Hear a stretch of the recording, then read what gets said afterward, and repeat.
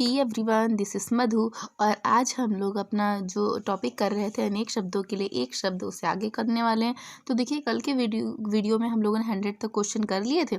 आज 100 के आगे करने वाले हैं, 101 से स्टार्ट करेंगे। ओके, तो आज का हमारा पहला क्वेश्चन है, दिशाएं ही जिसका वस्त्र हो उसे क्या कहा जाता है।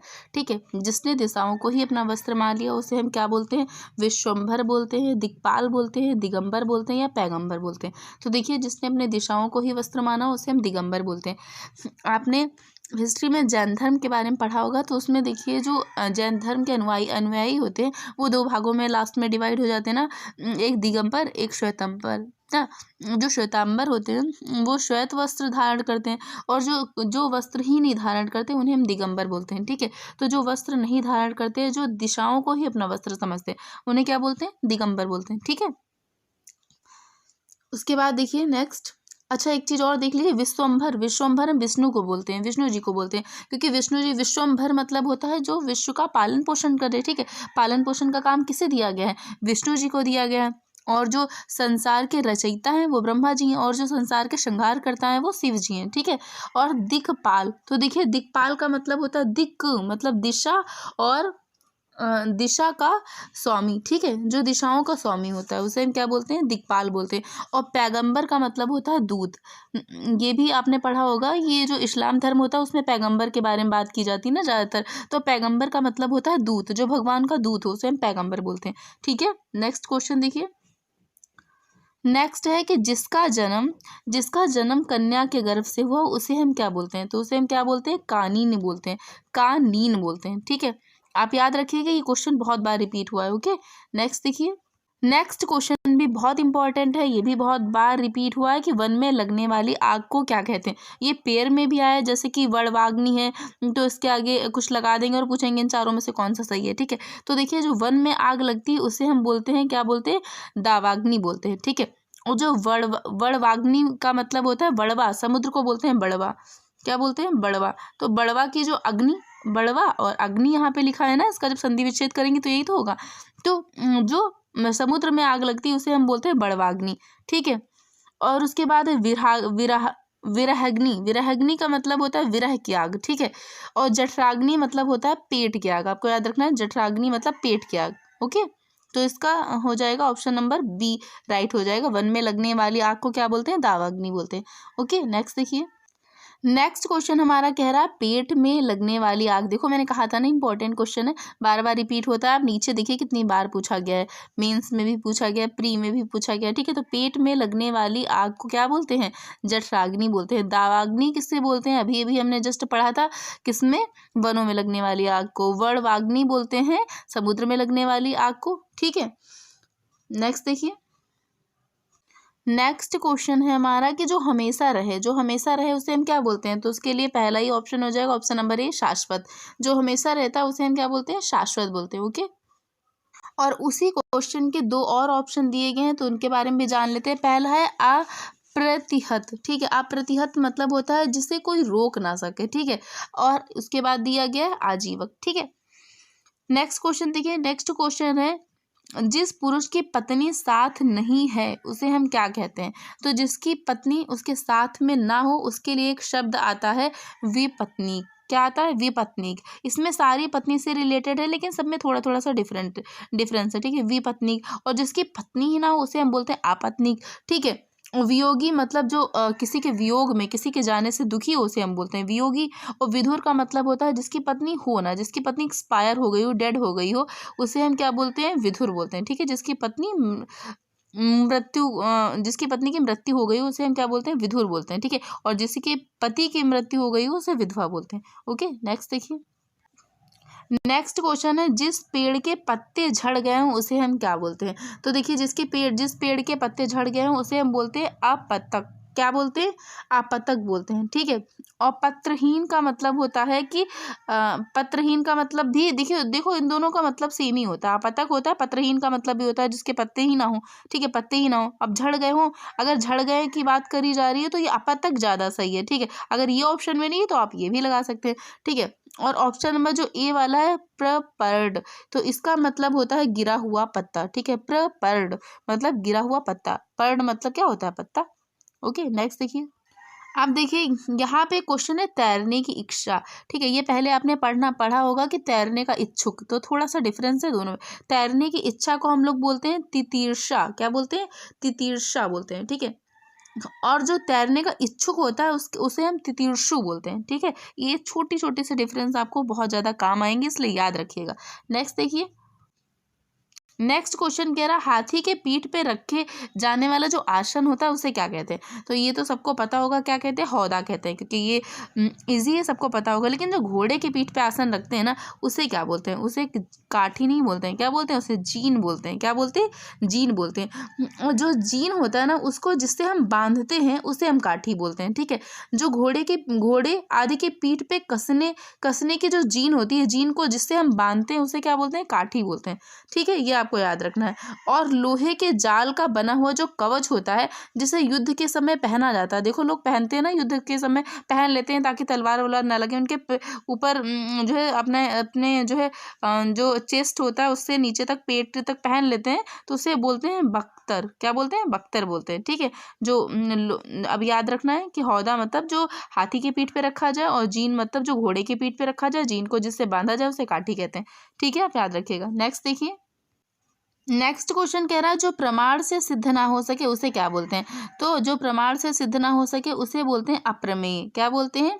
उसे अप्रमेय बोलते हैं। ठीक है, और जिसे प्रमाणों से सिद्ध ना किया जा सके उसे हम क्या बोलते हैं? अप्रमाणित भी बोल सकते हैं, अप्रमेय बोल सकते हैं, अप्रमाणित बोल सकते हैं। ठीक है, और जिसको सिद्ध किया जा सकता है उसे क्या बोलते हैं, आप बताइए। नेक्स्ट देखते हैं हम लोग।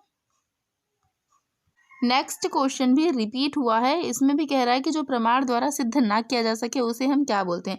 तो उसे अभी अभी जस्ट हमने पढ़ा था, क्या बोलते हैं? अप्रमेय बोलते हैं। ठीक है, अगला देखिए, अगला क्वेश्चन कह रहा है कि उपनिवेश से संबंध हो जिसका, उसे हम क्या बोलते हैं? जिसका संबंध उपनिवेश से हो उसे हम क्या बोलते हैं? तो उसे हम क्या बोलते हैं? ऑप्शन नंबर बी सही हो जाएगा, औपनिवेशिक। क्या बोलते हैं? औपनिवेशिक बोलते हैं, जिसका किससे संबंध हो? उपनिवेश से संबंध हो। ठीक है, और यहाँ पे देखिए एक और आया है उपन्यासिक। ठीक है, औपन्यासिक, तो औपन्यासिक मतलब होता है उपन्यास से संबंधित, तो जो उपन्यास से संबंधित हो उसे हम बोलते हैं औपन्यासिक। ठीक है, और यहाँ पे एक और शब्द है उपनिवेशवाद। इसका मतलब होता है कि जो उपनिवेश होते हैं, उपनिवेशों को अपने अधीन रखने का जो सिद्धांत होता है उसे हम बोलते हैं उपनिवेशवाद। ओके, नेक्स्ट देख लीजिए।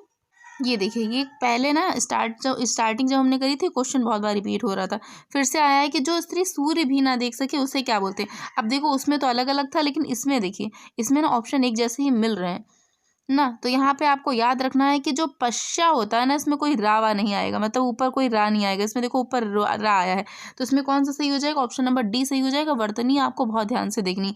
आशूर्यम, आशूर्य पश्चा। ठीक है, क्या है? आशूर्य पश्चा है। ठीक है, यहाँ पे रा नहीं लगेगा। ओके, नेक्स्ट देखिए।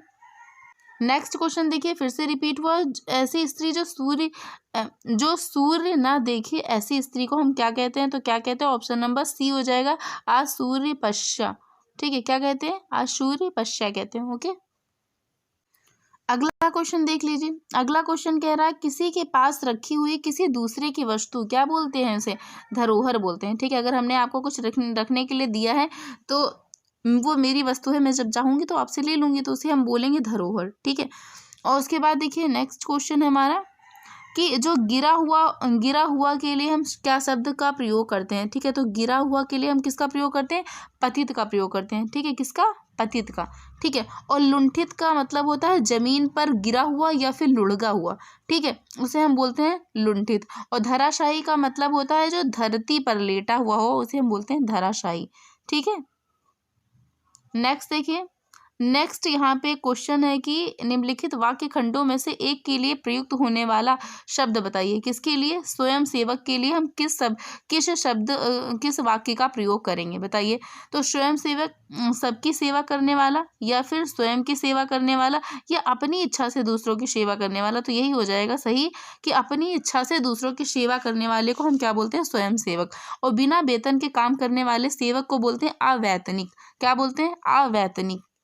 ठीक है, नेक्स्ट देखिए। नेक्स्ट क्वेश्चन कह रहा है कि अपना उद्देश्य पूर्ण होने पर संतुष्ट ऐसे व्यक्ति के लिए एक शब्द बताइए जो अपना उद्देश्य कंप्लीट होने पे संतुष्ट हो जाता है। ऐसे व्यक्ति के लिए एक शब्द बताइए, तो क्या हो जाएगा? कृतार्थ। क्या हो जाएगा? कृतार्थ। ठीक है। और कृतज्ञ का मतलब होता है कि जो किए गए उपकार को मानने वाला। ठीक है, हमने किसी की हेल्प करी, उसने माना कि हाँ भाई तुमने मेरी हेल्प करी। ठीक है, तो अगर आपने किसी पे कोई उपकार किया, उसने माना, ठीक है, कुछ लोग कहते हैं तुमने कुछ नहीं किया, ठीक है, अगर किसी ने माना तो उसे हम क्या बोलते हैं? कृतज्ञ बोलते हैं। ठीक है। और आभारी, आभारी का मतलब होता है आभार मानने वाला। ठीक है, आभारी का मतलब आभार मानने वाला। अगला देखिए, अगला क्वेश्चन है कि नियम विरुद्ध, ये वाला देखिए 119, नियम विरुद्ध असामाजिक कार्य करने वाली सूची के लिए एक शब्द बताइए, क्या बोलते हैं? ठीक है, तो नियम विरुद्ध है, असामाजिक है, तो मतलब कैसी सूची होगी? काली सूची। क्या बोलेंगे उसे हम? काली सूची। ठीक है। और एक यहाँ पे दिया गया अवैध सूची, तो अवैध सूची का मतलब होता है वैध कार्य ना करने की सूची। जो वैध कार्य जिसमें ना हो उसे हम बोलते हैं अवैध सूची। ओके, नेक्स्ट देखिए, नेक्स्ट है कि उपकृत शब्द के लिए सही वाक्यांश बताइए। तो उपकृत शब्द के लिए सही वाक्यांश क्या हो जाएगा? जिस पर उपकार किया गया हो। क्या हो जाएगा? ऑप्शन नंबर डी, जिस पर उपकार किया गया हो उसे हम क्या बोलते हैं? उपकृत बोलते हैं। ठीक है। अगला देखिए, अगला है जो जुड़ा या मिला ना हो उसे हम क्या बोलते हैं? जो जुड़ा या मिला ना हो, ठीक है, उसे हम क्या बोलते हैं? तो देखिए उसके लिए सही हो जाएगा असंगत, असंहत। क्या हो जाएगा? असंहत हो जाएगा। ठीक है। और चंपू एक यहाँ पे शब्द आया, तो चंपू का मतलब होता है जो गद्य पद्य मिश्रित काव्य होता है, जिसमें गद्य भी होता है पद्य भी होता है, ऐसा मिश्रित काव्य जो होता है उसे हम चंपू बोलते हैं। ठीक है।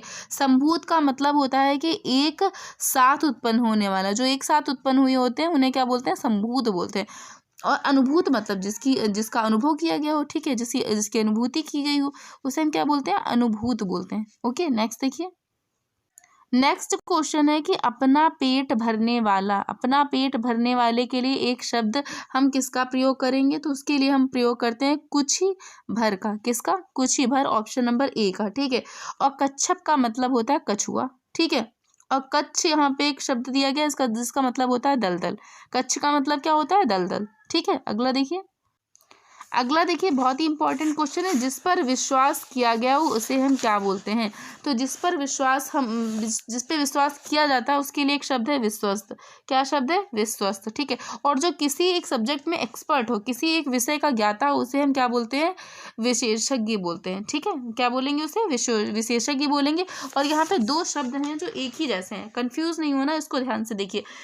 जिसका विश्वास किया जा सके उसके लिए एक शब्द है विश्वसनीय। ठीक है। जिसका विश्वास किया जा सके उसे हम क्या बोलते हैं?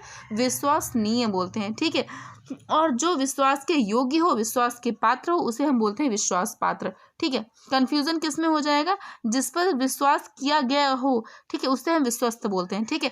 और ये वाला देखिए जो यहाँ पे ए वाला दिया गया है, इसमें है कि जिसका विश्वास किया जा सके। ठीक है। जिस पे विश्वास किया गया हो विश्वस्त, और जिसका विश्वास किया जा सके उसे हम क्या बोलते हैं? विश्वसनीय। ठीक है। और जो विश्वास के पात्र हो या योग्य हो उसे हम बोलते हैं विश्वास पात्र। ठीक है। अगला देखिए, कंफ्यूज नहीं होना। अगला है कि जो दायर मुकदमे का प्रतिवाद या बचाव करे। ठीक है। अगर किसी पे आपने मुकदमा दायर किया तो उसका प्रतिवाद करे उसे हम क्या बोलते हैं? उसे हम बोलते हैं प्रतिवादी। क्या बोलेंगे? प्रतिवादी। अगला देखिए क्वेश्चन नंबर 125, इसमें कह रहा है कि जिसका रोकना कठिन हो उसे हम क्या बोलते हैं? तो उसे हम बोलते हैं दुर्निवार। क्या बोलेंगे? दुर्निवार। और यहाँ पे देखिए एक शब्द दिया गया दुर्घट, तो दुर्घट का मतलब होता है जिसका घटित होना कठिन हो। ठीक है। जो घटित होना जिसका कठिन होता है उसे हम क्या बोलते हैं? दुर्घट बोलते हैं। और दुर्धूर्ष, इसका मतलब होता है जिसे वश में करना कठिन हो। ठीक है। दुर्धूर्ष, इसका मतलब होता है जिसे वश में करना कठिन हो। ठीक है। और यहाँ पे एक और शब्द दिया गया दुर्भर। दुर्भर का मतलब होता है जिसे धारण करना कठिन हो। ठीक है। नेक्स्ट देखिए, यहाँ पे देखिए तैर कर पार करने की इच्छा क्या कहलाती है? तैर कर पार करने की इच्छा को हम क्या कहते हैं? बताइए। तो यहाँ पे हो जाएगा तितीर्षा। क्या हो जाएगा? तितीर्षा। और ये दोनों शब्द देखिए, बहुत ध्यान से देखिएगा। तैर के पार करने की इच्छा तितीर्षा, और तैर के पार करने का इच्छुक तितीर्षु। ठीक है। बस थोड़ा सा डिफरेंस हुआ, ये शब्द चेंज हो गया। ठीक है। उसके बाद देखिए तितिक्षा का मतलब होता है, यहाँ पे तितिक्षा है, तितिक्षा का मतलब होता है जिसे सर्दी गर्मी दुख सहन करने की इच्छा हो, ठीक है, उसे हम बोलते हैं तितिक्षा। और त्वरक का मतलब होता है जो रफ्तार तेज करने का उपकरण होता है, उसे हम त्वरक बोलते हैं, ठीक है। नेक्स्ट क्वेश्चन देखिए। नेक्स्ट क्वेश्चन कह रहा है शत्रुओं का हनन करने वाला। शत्रुओं का हनन करने वाले को क्या कहते हैं? शत्रुघ्न, ठीक है। रिपुसूदन का मतलब होता है जो अपने रिपुओं का मर्दन करे, रिपु मतलब भी होता है शत्रु, ठीक है, जो अपने रिपु का मर्दन करे उसे हम क्या बोलते हैं? रिपुसूदन बोलते हैं, ठीक है। नेक्स्ट देखिए। नेक्स्ट क्वेश्चन देखिए, फिर से रिपीट हुआ, मुकदमा दायर करने वाला व्यक्ति, नहीं वो नहीं है, चेंज हुआ, ठीक है। मुकदमा दायर करने वाले व्यक्ति को हम क्या बोलते हैं? वादी बोलते हैं, क्या बोलते हैं? वादी, ठीक है। और उसके बाद नेक्स्ट देखिए, नेक्स्ट कह रहा है कि अच्छा एक चीज और देख लीजिए, अभियुक्त का मतलब होता है जिस पर मुकदमा चलाया गया उसे हम क्या बोलते हैं? उसे हम बोलते हैं, जिस पर मुकदमा चलाया गया उसे हम बोलते हैं, क्या बोलते हैं? अभियुक्त बोलते हैं। और यहाँ पे एक ऊपर एक और शब्द है कि प्रतिवादी, तो प्रतिवादी अभी हमने पढ़ा था, दायर मुकदमे का प्रतिवाद या बचाव करने वाला, ठीक है। उसके बाद देखिए नेक्स्ट क्वेश्चन है कि युद्ध की प्रबल इच्छा हो जिसमें, उसे हम क्या बोलते हैं? उसे हम बोलते हैं युयुत्सु, युयुत्सु, ठीक है। उसका मतलब होता है कि युद्ध की प्रबल इच्छा जिसके अंदर होती है, ठीक है। नेक्स्ट क्वेश्चन देखिए, नेक्स्ट है कि मरने की इच्छा। कुछ लोग होते हैं जिनके अंदर मरने की इच्छा होती है, तो उसे हम क्या बोलते हैं? उसे हम बोलते हैं मुमूर्षा, क्या बोलते हैं? मुमूर्षा, मरने की इच्छा को बोलते हैं मुमूर्षा। और मरना चाहता हो, जो मरना चाहता हो उसे हम क्या बोलते हैं? मुमूर्ष बोलते हैं, क्या बोलते हैं? मुमूर्ष, ठीक है। और मुमुक्षु का मतलब होता है जो मोक्ष चाहता हो, जो मोक्ष चाहता हो, मोक्ष पाने की इच्छा मुमुक्षु कहलाती है, ठीक है। नेक्स्ट देखिए। नेक्स्ट है कि जिसमें युद्ध करने की इच्छा हो उसे हम क्या बोलते हैं? जो युद्ध करना चाहता हो उसे हम क्या बोलेंगे? तो क्या बोलेंगे? युयुत्सु, क्या बोलेंगे? युयुत्सु का मतलब होता है कि जो युद्ध करने की इच्छा रखता हो, ठीक है। नेक्स्ट जिसे दूर करना कठिन हो उसके लिए एक शब्द बताइए कि उसके लिए हम क्या प्रयोग करेंगे। तो उसके लिए एक शब्द का हम प्रयोग करेंगे जिसे हम बोलते हैं दुर्निवार, क्या बोलते हैं? दुर्निवार। यहाँ पे क्लियर दिख नहीं रहा है तो ये देखिए ऐसे लिखा जाएगा, दुर्निवार मतलब जो जिसे दूर करना कठिन हो उसे बोलेंगे दुर्निवार। ऊपर ऑप्शन नंबर ए में दिया है, यहाँ पे देखिए दिया है दुर्वग्रह, तो दुर्वग्रह का मतलब होता है जिसे निमंत्रण करना कठिन हो, ठीक है, जिसे निमंत्रण करना या देना कठिन हो, ठीक है। उसके बाद देखिए यहाँ पे एक शब्द दिया गया है दुर्दभ्य, दुर्दभ्य का मतलब होता है जिसे वश में करना दुष्कर हो, ठीक है, उसे क्या बोलेंगे? दुर्दभ्य बोलेंगे, ठीक है। अगला देखिए, अगला है कि जो रूढ़ियों में विश्वास करता हो उसे हम क्या बोलते हैं? जो रूढ़ियों में विश्वास करता है उसे हम क्या बोलते हैं? रूढ़िवादी बोलते हैं। एक है रूढ़िबद्ध, रूढ़िबद्ध देखो बद्ध है तो मतलब बंधा हुआ, जो रूढ़ियों में बंधा हुआ हो उसे हम क्या बोलेंगे? रूढ़िबद्ध बोलेंगे, ठीक है। और जो परंपरा में विश्वास करता हो उसे हम क्या बोलते हैं? परंपरावादी बोलते हैं। ऑप्शन नंबर एक, उसे हम क्या बोलेंगे? परंपरावादी बोलेंगे। और परंपरागत बातों को मानने वाला और उन सिद्धांतों पर चलने वाले उसको हम क्या बोलते हैं? रूढ़वादिता बोलते हैं, ठीक है। अगला देखिए, अगला कह रहा है कि जो पूजा के योग्य हो उसे हम क्या बोलेंगे? तो उसे हम पूजनीय बोलेंगे, ठीक है, पूजनीय बोलेंगे, क्या बोलेंगे? पूजनीय, ठीक है। और पूजिता, पूजिता का मतलब होता है पूजा करने वाला। पूजमान का मतलब होता है कि पूजित होने वाला।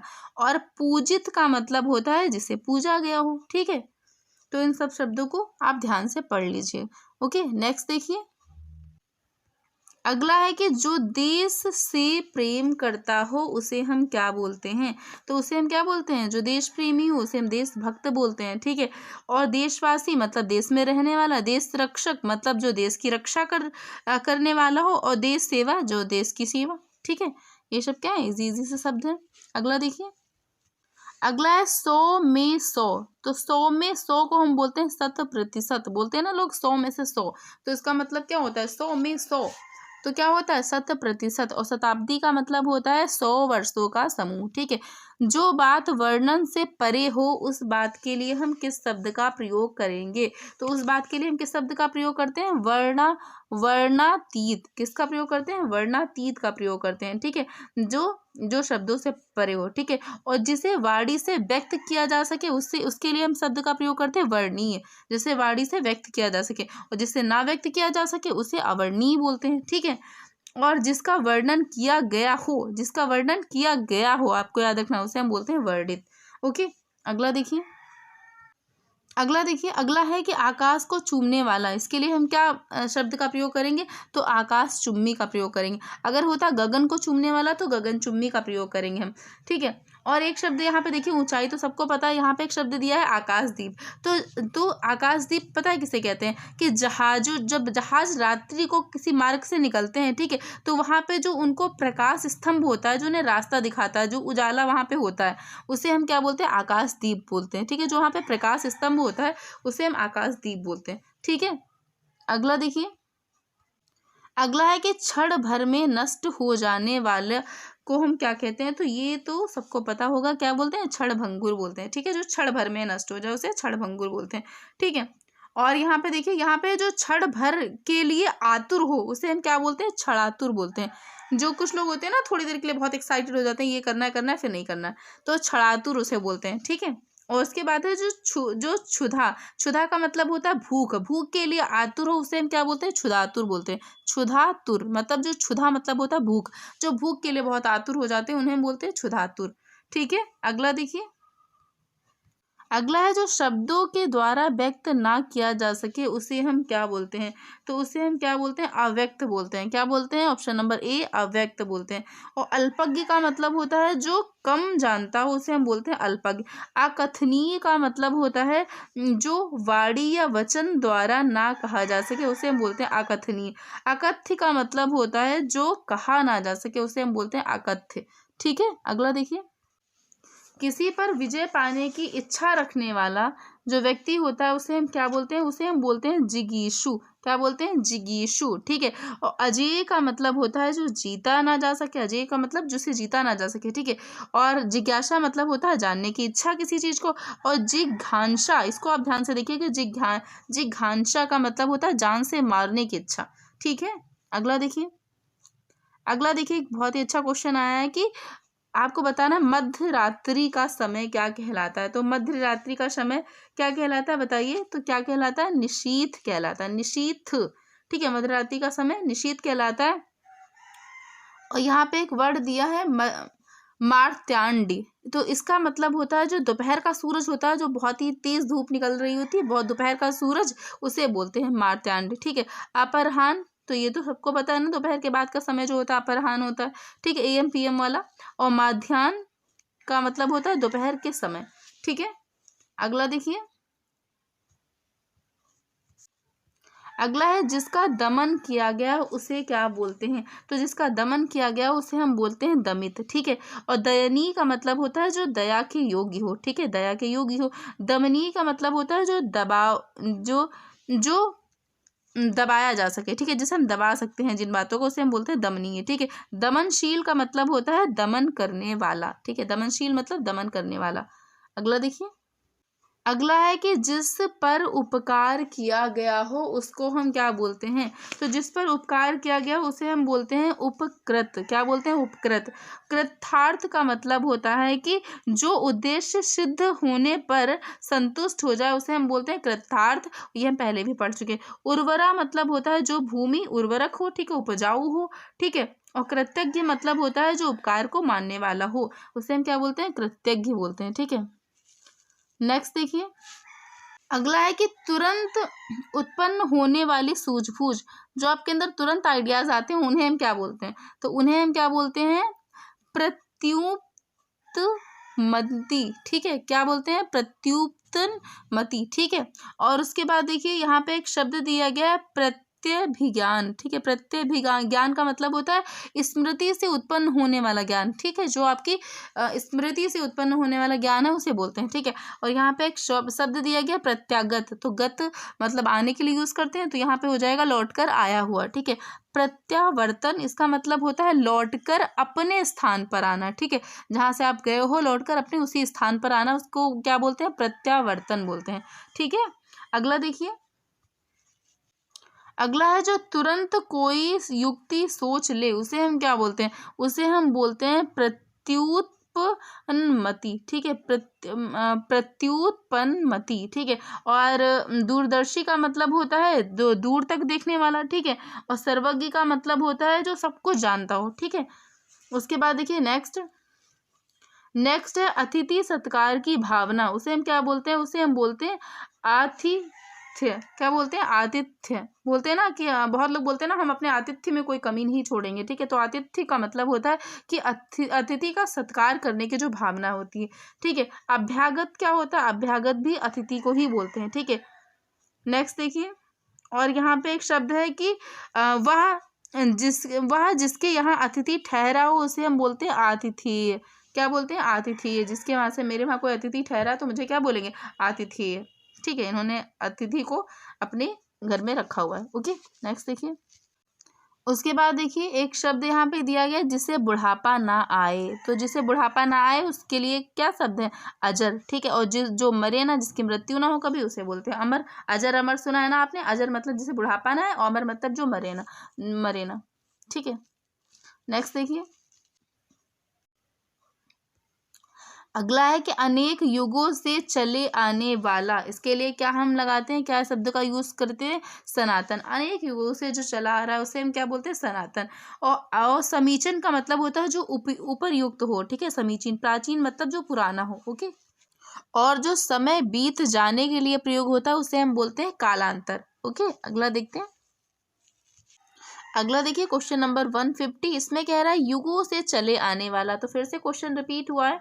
तो युगों से चले आने के लिए क्या प्रयोग करते हैं, हम सनातन का प्रयोग करते हैं, ठीक है। तो आज के लिए 50 क्वेश्चन कंप्लीट हो गए हैं। तो चलिए आज के लिए इतना ही, और अगली वीडियो में हम लोग फिर से 50 क्वेश्चन कंप्लीट कर लेंगे। तो अगर वीडियो अच्छा लगा हो तो प्लीज़ इसे लाइक करिए, शेयर करिए और चैनल को सब्सक्राइब करिए। Okay, thank you.